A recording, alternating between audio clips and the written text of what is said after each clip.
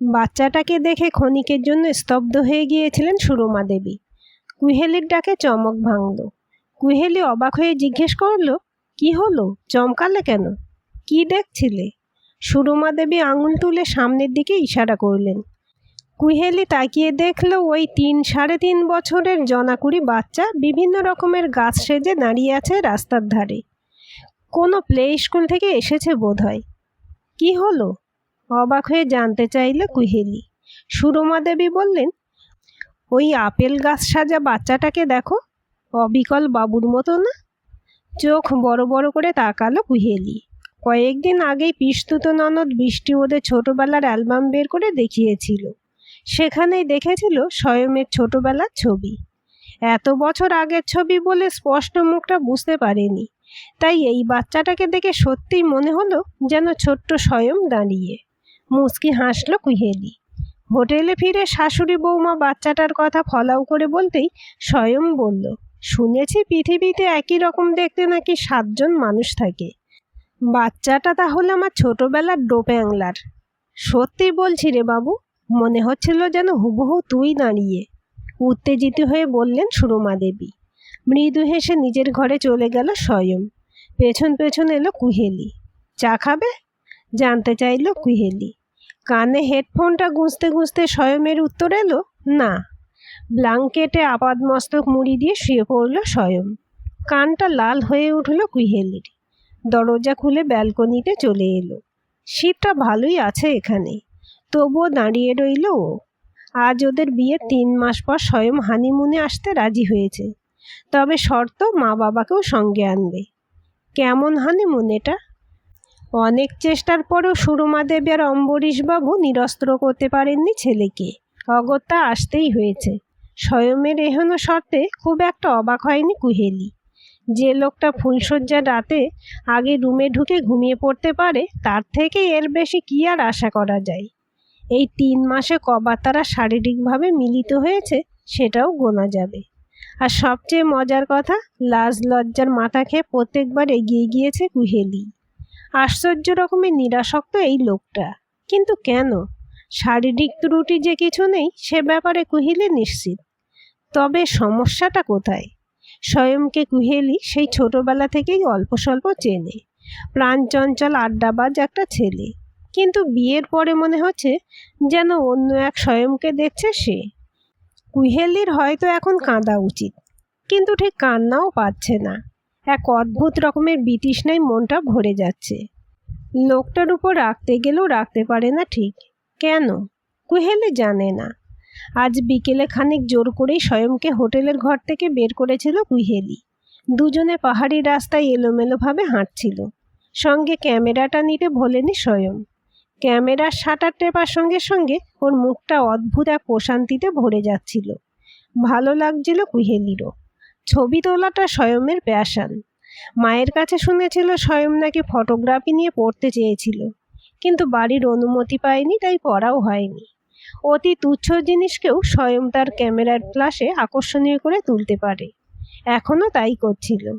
পাহাড়ের অতি সাধারণ জীবনযাত্রার টুকরোগুলোকে ক্যামেরায় বন্দি করে নিচ্ছিল মুহূর্তে মুহূর্তে। কতগুলো পাহাড়ি বাচ্চা স্বয়মের হাতে ক্যামেরা দেখে পোজ দিয়ে দাঁড়িয়ে গেল। ওরা বোধহয় ট্যুরিস্টদের সঙ্গে ছবি তুলে তুলে বেশ অভ্যস্ত। একগাল হেসে ওদের ছবি তুলে একটা বাচ্চার চুলগুলো ঘেঁটে দিল স্বয়ং। আর তখনই সামনের বাড়িটা থেকে বেরোলো সেই বাচ্চাটা। আজকে তার পরনে ক্যারাটের পোশাক। কুহেলি মুখ তুলে দেখল ওটা একটা ক্যারাটে ক্লাব। স্ট্রেঞ্জ। স্বয়মের মুখ থেকে শব্দটা বেরিয়ে আসতেই ওর দিকে তাকালো কুহেলি। মুখে বলল, এই বাচ্চাটার কথাই তো কাল বলছিলাম। স্বয়ং মাথা নেড়ে বাচ্চাটার দিকে এগিয়ে গেল। তারপর ওর দিকে ঝুঁকে বলল, তোমার নাম কি? অন্তর্লীপ ঘোষ। তোমার নাম কি?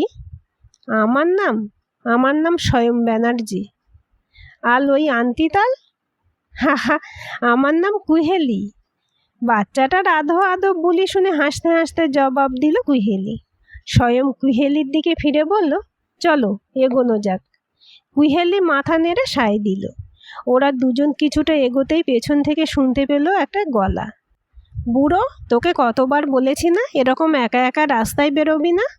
আমি তো তোর স্যারের সাথে। কুহেলি অবাক হয়ে দেখল গলাটা শোনা মাত্রই ক্ষিপ্র গতিতে পেছনে ঘুরল স্বয়ং। বাচ্চাটার জবাবটা কানে এলো, আমি তো এই একটু আঙ্কেল আর আন্টির সাথে গপ্পসপ্প করছিলাম। বাচ্চাটা আঙুল তুলে কুহেলিদের দেখালো। এতক্ষণে ওর মাও মুখ ঘুরিয়ে তাকিয়েছে ওদের দিকে। কুহেলি হতভম্ব হয়ে দেখল স্বয়ং আর ওই মেয়েটা পরস্পর তাকিয়ে আছে একে অন্যের দিকে। দুজনের চোখেই এক অদ্ভুত রকমের বিহ্বলতা। বাচ্চাটার দিকে তাকাতেই কুহেলির শরীরের সমস্ত রক্ত যেন জল হয়ে গেল। হোটেলে ফিরেই স্বয়ং যে বাথরুমে ঢুকেছে এখনো বেরোয়নি। সেইখানে একটা বাক্য বিনিময়ও করেনি ওই দুজনে, কিন্তু তাও ওদের চোখ যেন অনেক কথা বলে গিয়েছে। কুহেলির গলার কাছটা শুকিয়ে আসছে বারবার, জল খেয়েও যেন তৃষ্ণা মিটছে না। একটা অদ্ভুত রকমের অস্বস্তি গ্রাস করছে ওর সমস্ত চেতনা। ব্যালকনিতে এলো কুহেলি। সন্ধে নেমেছে খানিক আগেই। পাহাড়ের বুকে গড়ে ওঠা বাজারটাকে দূর থেকে দেখে যেন জোনাকির মালা মনে হচ্ছে। কুহেলির চোখ দিয়ে দুফোঁটা জল গড়িয়ে পড়ল। ওখানে দাঁড়ালে সর্দি লেগে যাবে। স্বয়মের গলা ভেসে আসতেই চোখ মুছে পেছনে ফিরল কুহেলি। দেখল স্বয়ং বাথরুম থেকে বেরিয়েছে। ওর সামনের দিকে চুলগুলো ভেজা, চোখ দুটো লাল। রোজ সন্ধ্যের মতো কানে হেডফোনটা গুঁজে লেপ মুড়ি দিয়ে শুয়ে পড়ল সে। গুটি গুটি পায়ে ঘরের ভেতরে এলো কুহেলি। একটা ঢোক গিলে স্বয়মের গা থেকে লেপটা টেনে সরিয়ে দিল।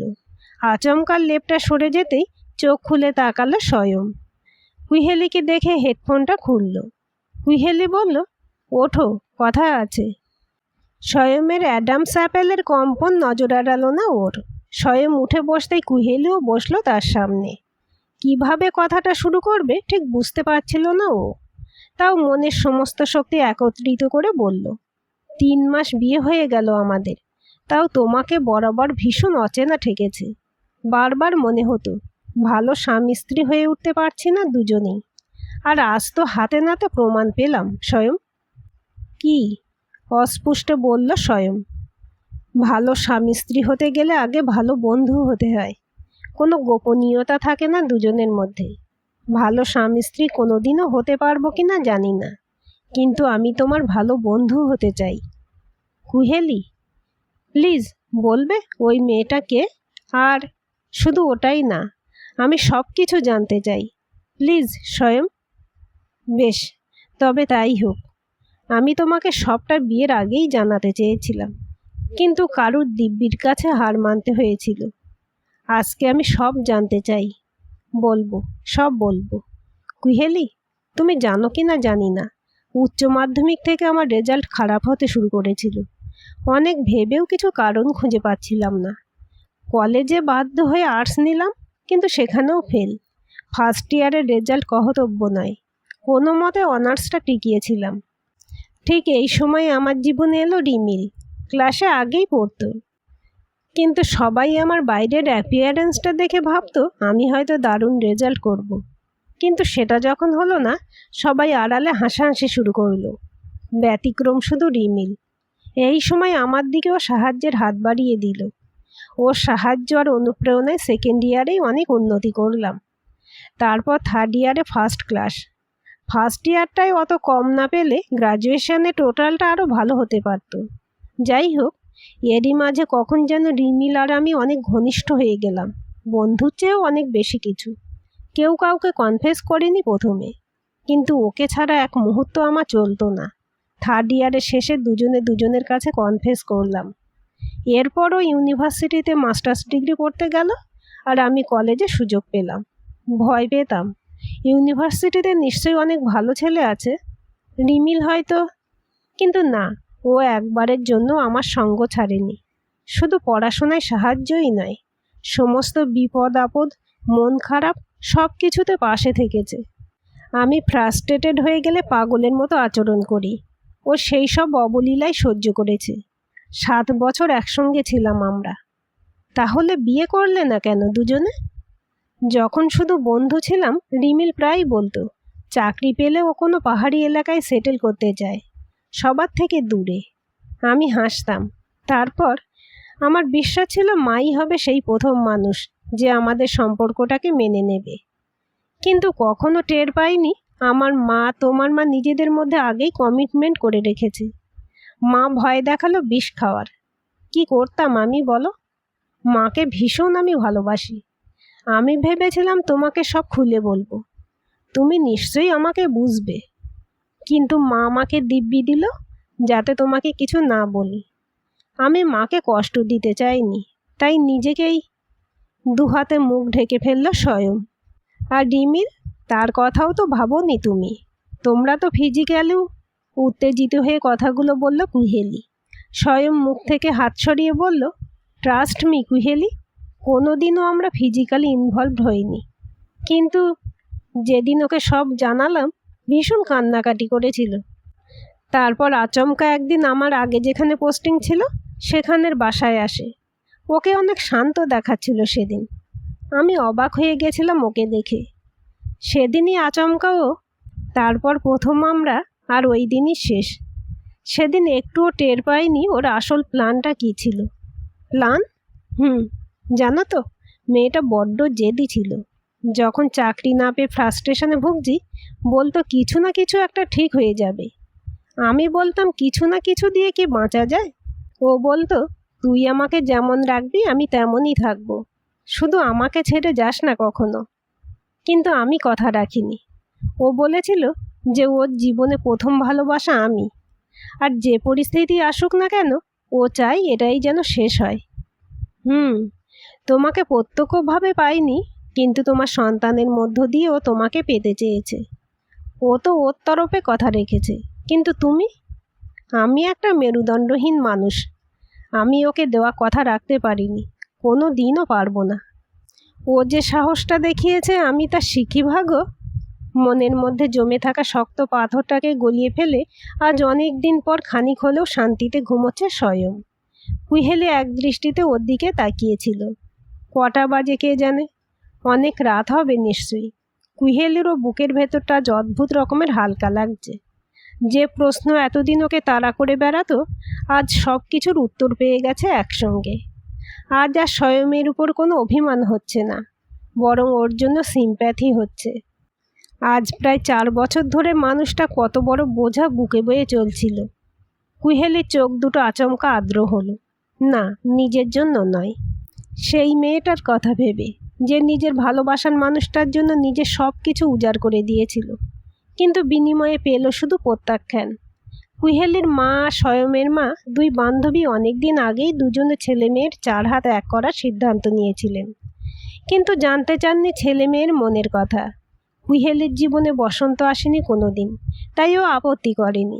কিন্তু স্বয়ং, কুহেলির ভাবতেও অবাক লাগছে কি পরিমাণ মানসিক চাপ সহ্য করে বেঁচেছিল লোকটা। বিয়েটা করতে 4 বছর দেরি করেছিল হয়তো সেই কারণেই। ভেবেছিল হয়তো মায়ের মন গলাতে পারবে, কিংবা হয়তো ভেবেছিল ভুলতে পারবে নিজের ভালোবাসাকে। দুটোর কোনোটাই হয়নি। গায়ের উপর একটা চাদর জড়িয়ে ব্যালকনিতে এলো কুহেলি। ভীষণ কষ্ট হচ্ছে ওর, ভীষণ। স্বয়ংকেও ভালোবাসে কিনা জানে না, কিন্তু নিজেকে তো ভালোবাসে। তাই সেই নিজের জন্য ভীষণ কষ্ট হচ্ছে আজ। আমি কেন, আমার সাথেই কেন এমন হতে হলো? ব্যালকনি থেকেই ঘুমন্ত স্বয়মের দিকে একবার তাকালো কুহেলি। আচমকা মনে হলো যেন অন্য কারো সুখের ঘরে সে জোর করে ঢুকে পড়েছে। তার চাবিকাঠিটা তাকেই ফেরত দেওয়া উচিত। আবার পরক্ষণেই মনে হলো ও নিজের তো কোনো দোষ নেই, কেন শুধু শুধু কষ্ট দেবে নিজেকে? এই সংসার ওর, কেন ছাড়বে ওর অধিকার? ঠান্ডা মেঝেই ধপ করে বসে পড়ল কুহেলি। কিছুটা উৎকণ্ঠা, খানিক উত্তেজনা, অনেকটা দোলাচল আর কষ্ট, সব মিলিয়ে একটা মিশ্র অনুভূতি সময়ের অপেক্ষায় জমে বরফে পরিণত হলো। এতক্ষণে আপনারা শুনলেন সায়নদীপার লেখা গল্প বরফ জমা অনুভূতি। গল্পটি কেমন লাগলো জানাতে ভুলবেন না। ভালো লাগলে লাইক, শেয়ার এবং সাবস্ক্রাইব করবেন।